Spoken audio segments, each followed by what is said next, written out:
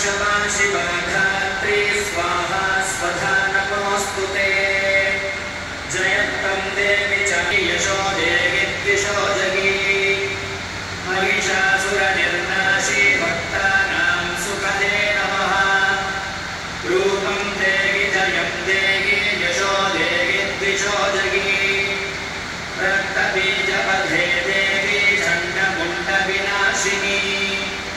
रूपं देवी जयं देवी यशो देवी द्विषोजगी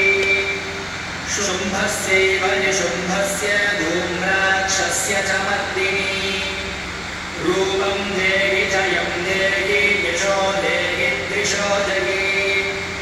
वन्दिताङ्घ्रियुगे देवी स्वयं देवी यशो देवी द्विषोजगी अचिन्त्यरूपचरिते सर्वशत्रुविनाशिनी रूपं देवी जयं देवी यशो देवी द्विषोजगी सुवर्भ्यों देवी जयं देवी यशो देवी द्विषोजगी चण्डिके सततं देवी सौभाग्यमारोग्यं देहि मे परमं सुखम् रूपं देवी जयं देवी यशो देवी द्विषोजगी विधेहि द्विषतां नाशं विधेहि बलमुत्सकैः रूपं देवी जयं देवी यशो देवी द्विषोजगी विधेहि देवी कल्याणं विधेहि परमां श्रियम् रूपं देवी जयं देवी यशो देवी द्विषोजगी सुरासुरशिरोरत्ननिघृष्टचरणेऽम्बिके रूपं ते सारिणी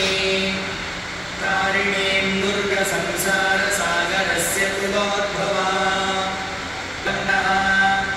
स तु सप्तशती संख्या बलमाप्नोति सम्पदा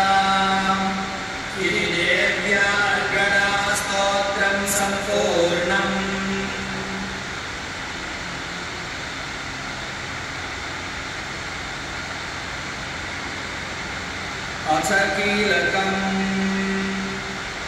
अथ कीलकस्तोत्रम्